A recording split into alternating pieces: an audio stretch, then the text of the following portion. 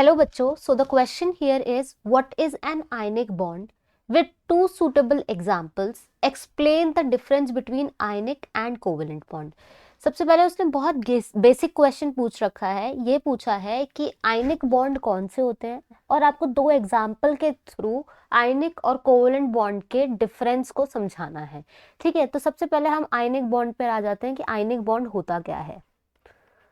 Ionic bond होता क्या है? आयनिक बॉन्ड की जो फॉर्मेशन होती है वो वाया ट्रांसफर ऑफ इलेक्ट्रॉन होती है। तो bond which are formed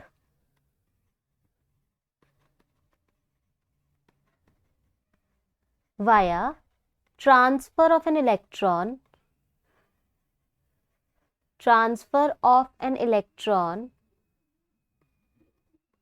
is known as ionic bond. Also ionic bond एक मेटल और एक नॉन मेटल के बीच में होता है।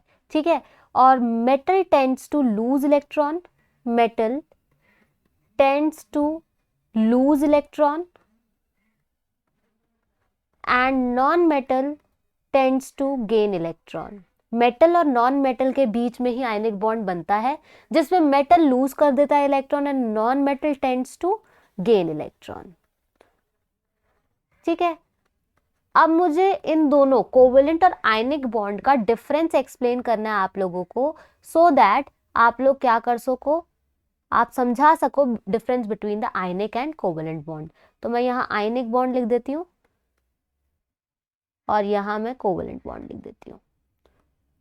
तो covalent bond we all know sharing of electron से बनता है। ठीक है, शेयरिंग होती है दो एटम्स के बीच में, जिसकी वजह से आपका कोवेलेंट बॉन्ड बनता है। इक्वल शेयरिंग होती है कोवेलेंट बॉन्ड में, जबकि आयनिक बॉन्ड में आपका इलेक्ट्रॉन ट्रांसफर होता है। एक मेटल जो है वो लूज करता है इलेक्ट्रॉन और एक नॉन मेटल गेन करता है इलेक्ट्रॉन। तो via example, for example ionic bond में मैं ले लेती हूँ NaCl। तो अगर मैं NaCl में देखूं कि कितने इलेक्ट्रॉन्स हैं, sodium has 11 electrons and chlorine has 17 electrons. ठीक है, तो अगर मैं इसकी इलेक्ट्रॉनिक कॉन्फ़िगरेशन लिखूं 1s2 2s2 2p6 3s1, कितने हो गए इलेक्ट्रॉन्स? 2 4 10 11। ठीक है, 11 सोडियम के पास। इन क्लोरीन हम लोग देख लेते हैं 1s2 2s2 2p6 3s2 3p, कितना हो जाएगा? 6 + 4 10 11 12 एंड 3p 5। ठीक है, तो ये आपका क्या है, NaCl के शेल्स हैं। और यहाँ पे अगर मैं आपको शेल्स दिखाऊं तो देखो, यहाँ पे एक शेल ये है जिसमें 2 इलेक्ट्रॉन है, दूसरा शेल ये है जिसमें 8 इलेक्ट्रॉन है, तीसरा शेल ये है जिसमें 1 इलेक्ट्रॉन है। ऐसे ही अगर मैं क्लोरीन का दिखाऊं आपको, तो यहाँ पे पहले शेल में 2 इलेक्ट्रॉन्स, दूसरे शेल में 8 इलेक्ट्रॉन्स और तीसरे शेल में 7 इलेक्ट्रॉन्स है। तो अब क्या होगा, अब जो सोडियम है वो अपना 1 इलेक्ट्रॉन लूज करेगा और वही क्लोरीन जो है 1 इलेक्ट्रॉन को गेन करेगा। यहाँ क्या होगा, लूज होगा और यहाँ क्या होगा, गेन होगा इलेक्ट्रॉन का। इन दिस वे आपका जो NaCl कंपाउंड है वो बन जाता है, NaCl आयनिक कंपाउंड है वो बन जाता है। ठीक है, मैं नेक्स्ट एग्जाम्पल भी एक्सप्लेन कर देती हूँ आयनिक का ही। ठीक है, आयनिक नेक्स्ट एग्जाम्पल अगर मैं लेना चाहूँ तो हम ले लेते हैं यहाँ पे एग्जाम्पल MgCl2 का। MgCl2 का, अब मैग्नीशियम के पास कितने इलेक्ट्रॉन्स होते हैं? 12 इलेक्ट्रॉन्स होते हैं, 12 इलेक्ट्रॉन्स। और क्लोरीन के पास कितने होते हैं? 17। ठीक है, अब 12 इलेक्ट्रॉन्स है तो यहाँ पे 1s2 2s2 2p6 10 इलेक्ट्रॉन्स हो गए, 3s2 12 इलेक्ट्रॉन्स हो गए। ठीक है, अब यहाँ पे अगर मैं आपको क्लोरीन दिखाऊं तो क्लोरीन के 2 एटम्स प्रेजेंट है और दोनों के लिए एक ही कॉन्फ़िगरेशन होगी obviously, 1s2 2s2 2p6 3s2 3p5। ठीक है, तो ये क्लोरीन हो गया।